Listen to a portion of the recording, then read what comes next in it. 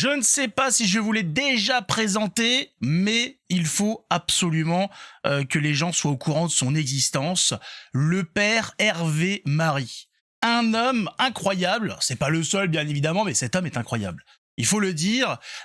Pourquoi? Déjà parce que ses cours de catéchisme sont excellents. Voilà, déjà pour ça.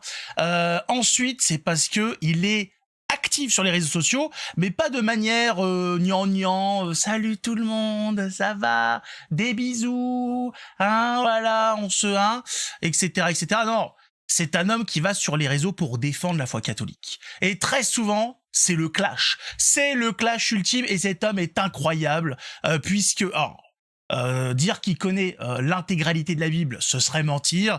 Il connaît énormément de passages de la Bible, énormément de livres de la Bible, ce qui fait que cet homme a les meilleurs, enfin parmi les meilleurs arguments quand il s'agit de recadrer les sales protestants et toutes leurs cliques, hein, et tous les autres trucs à la con, la sola scriptura, mes couilles et compagnie. Voilà, cet homme est incroyable. Alors je vous laisse admirer un talent hors pair, un homme incroyable. Ce père est excellent. Je vous encourage à aller sur les réseaux sociaux, et c'est tout, hein, ça concerne TikTok, YouTube, voilà, pour aller écouter Père Hervé Marie, un homme incroyable. Vous allez voir, j'adore sa façon de parler, etc. À savoir qu'il il est en Afrique. Voilà, il a été envoyé en Afrique pour évangéliser, j'imagine. Ce qui est rare, c'est rare. Aujourd'hui, c'est plutôt l'inverse. On envoie plutôt des pères africains dans les pays de Blancos pour pouvoir, comment dire, pour leur donner une paroisse, etc. Là, c'est un Blancos qui est en Afrique. Ça arrive encore. Et il est incroyable. Je vous laisse. Alors voilà, mettez un pouce, abonnez-vous. J'arrête de parler. Je laisse Père Hervé Marie nous montrer son talent face à cette engeance démoniaque que sont les protestants et toutes leurs cliques et toutes leurs branches pourries.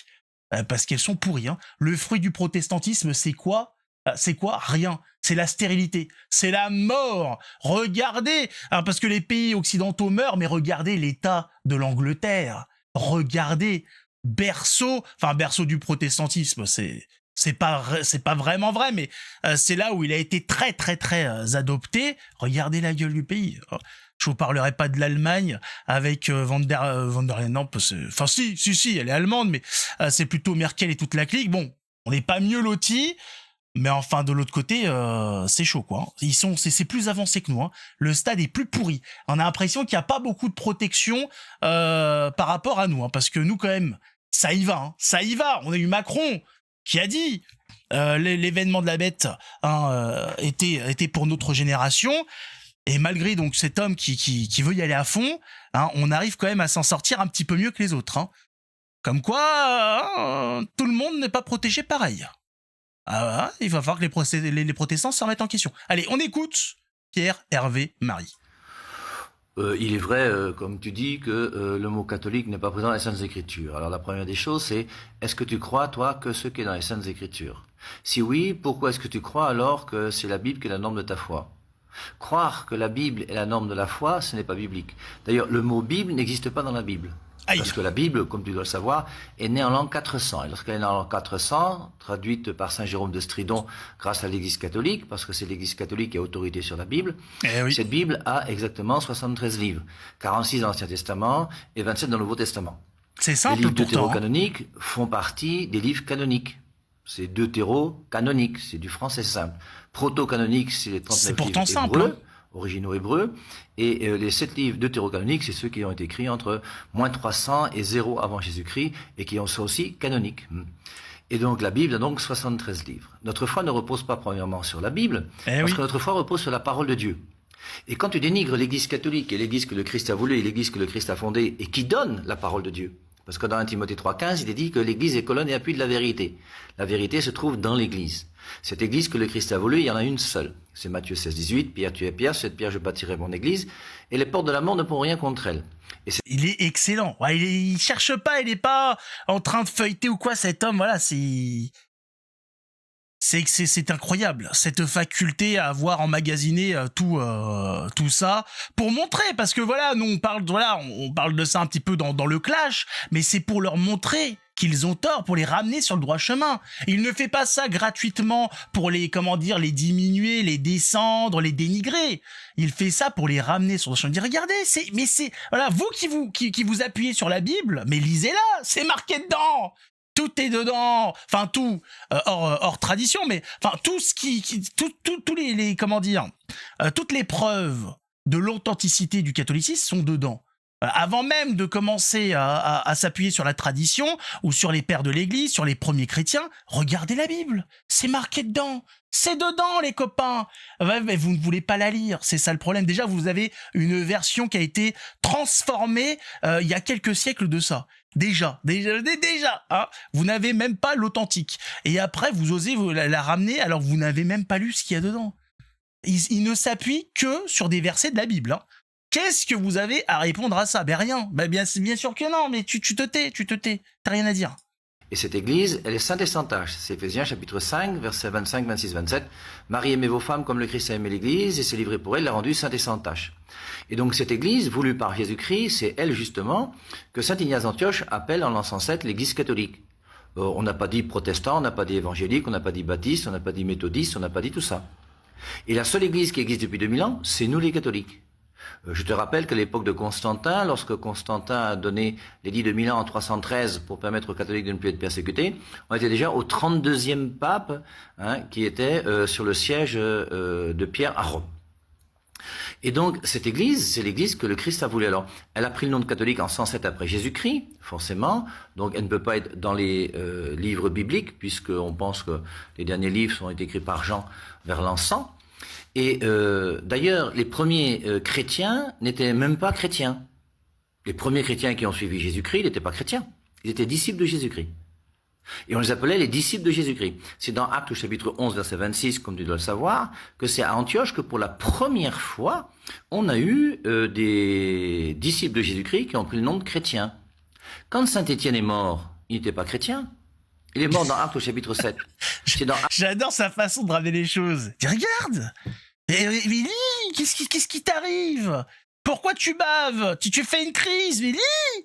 Ouvre ta Bible!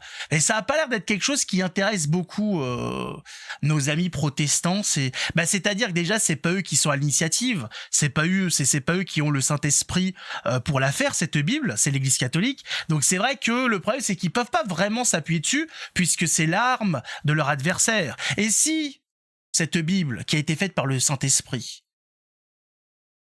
avec les catholiques, hein, le Saint-Esprit qui a habité les catholiques et qui ont réuni ces livres. Si ces gens-là sont avec le Saint-Esprit, que les protestants, ce sont leurs adversaires, qui sont les protestants, quel est leur chef, quel est leur groupe? Ça, on se pose la question. Hein, ces gens ont du mal à se référer à la Bible. Ils ont été jusqu'à la modifier. C'est grave quand même ce que vous faites. Hein, vous avez décrété plusieurs siècles après que la Bible, finalement, non, comme ça, non, ça nous convient pas. On va enlever ça et ça. Ça aussi, tiens, j'en veux pas. Ça aussi. C'est marrant, ça, quand même, hein, exceptionnel, extraordinaire. Mais enfin, qu'est-ce que vous voulez? Alors, on va pas chercher de cohérence chez ces gens-là. Aujourd'hui, de toute façon, ils sont en train d'aller à un tel niveau de conneries qu'ils disparaîtront par eux-mêmes. Acte chapitre 11, qu'on dit que les disciples de Jésus-Christ sont appelés chrétiens. Or, tout le monde sait que Étienne est le premier martyr chrétien. Et pourquoi? Parce que les disciples de Jésus-Christ, c'est eux qui se sont fait appeler chrétiens. Et aujourd'hui, personne ne peut dire que lorsque Jean a cru en Jésus-Christ, il n'était pas chrétien. Voilà. Et maintenant, tous ces disciples de Jésus-Christ sont devenus chrétiens, acte 11, 46. 11-26, pardon. Et ensuite, ils sont devenus catholiques lorsque Saint Ignace d'Antioche, lui, il est à Antioche. Vous avez la pentarchie qui s'est développée. Vous avez Thomas qui est parti en Inde. Vous avez même Lazare, qui est le premier évêque de Marseille, qui est parti évangéliser à Marseille avec ses sœurs. Eh bien, forcément, cette église a pris le nom de catholique, qui veut dire universel. Et c'est pour ça que refuser à l'église catholique d'être l'église primitive, l'église fondée par Jésus-Christ, il faut se lever tôt.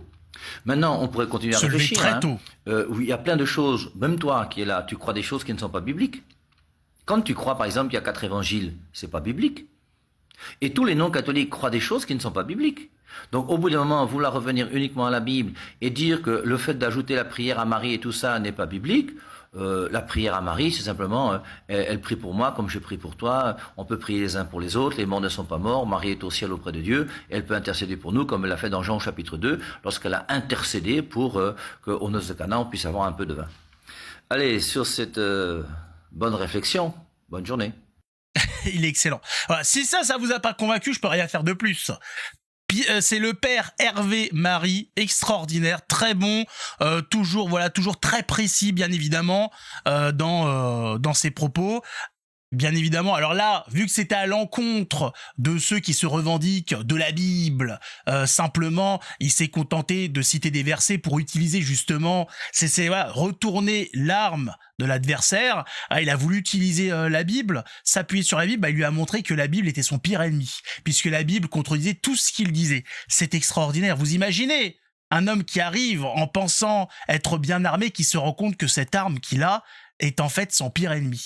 C'est magnifique, c'est de la poésie, c'est beau, il y a rien à dire. Donc, si vous voulez avoir un peu plus de connaissances, hein, une foi plus approfondie et surtout des arguments face aux adversaires en tout genre, je vous conseille Père Hervé Marie, un père qui rend un grand service sur les réseaux sociaux, puisqu'il partage son savoir, il partage un petit peu son expérience de combat sur le terrain, et ça peut servir à tous les catholiques qui sont, vous le savez, aujourd'hui livrés un peu à eux-mêmes face au manque